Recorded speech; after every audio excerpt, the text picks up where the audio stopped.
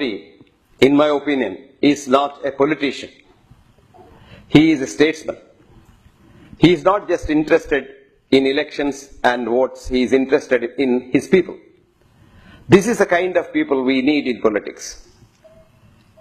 I never knew Narendra Modi in the sense, of course I knew he is a politician, his name was there in the papers, etc., etc. And I also knew that he was the Chief Minister of Gujarat. And I was travelling from London to Bombay after I examined in London, Royal College.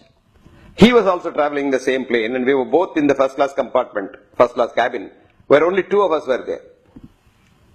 Of course, the Royal College pays the ticket, otherwise I can't afford to be in the first class. So while coming back, this man was sitting in front, I was sitting at the last seat, and I just kept on reading what I was doing, because I didn't want to go and introduce myself to a politician, because I didn't want to curry favors or I didn't want any bed crumbs thrown at me. But after breakfast, this man walks over to my seat, sits by the side, and starts a conversation. He says, what are you, where are you going, what are you doing, etc., etc.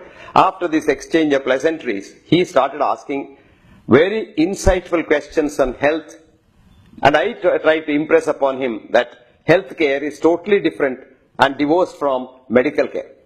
Because most of our politicians have an idea that hospitals and doctors keep society healthy. This is the most foolish thinking. Hospitals and doctors have nothing to do with health care. Health care requires 5 things: a clean environment, clean air, clean water, clean food, and then sunlight and earth. These 5 things are the job of PWD, civil engineers and sanitation people, and no one else. And all these things we discussed, and over next 9 hours we discussed this. Non-stop we were discussing, and he had the enthusiasm to listen, and I unfortunately had the enthusiasm to tell him all that. Now we departed. After that I forgot. 4 years later, I had written an article on prenatal causes of postnatal disease. And I get a phone call one day from one Mr. Jai Narayan Vyas, actually Dr. Jai Narayan Vyas, he's a PhD in economics. He was the health minister of Gujarat. And Jai Narayan Vyas told me that his boss was very much impressed by the article. And he wanted me to go over to Ahmedabad to talk to his people. They sent the ticket, I went, and I liked the way they received me. They put me up in a nice hotel.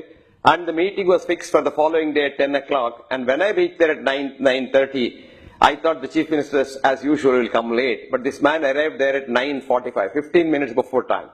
And all the ministers and the secretaries were there by the time he came. And the meeting started at the dot at 10 o'clock. And he told me to talk about what I had written first, which I did for 1 hour. After which they questioned me for about 1.5 hours. Following which he spoke for about an hour about what I said, but unfortunately I didn't understand most of it because it was in Gujarati. Then the lunch followed. Everything worked like clockwork. And after lunch, he asked the others, he requested them to go out, and we had a one-to-one meeting for about 2 hours. Then we had tea, and he called all of them back and said, I have come to these conclusions from Professor Hegde's talk, and these are the things I want to implement, and you do it tomorrow. And that was done. I think India needs very badly somebody like this to really get it back on its feet, because India was a great country. This is a crucial election where we have to be very careful in voting, and I have a feeling that we should vote for people who love India, who love the country, who love to administer, and who love to help others. Modi is a good person, a good human being. I don't think Modi is Hitler or fascist or anyone. Modi is a good human being. Very badly understood. I would say very well misunderstood human being.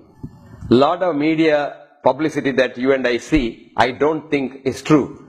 And media, we all know how media works.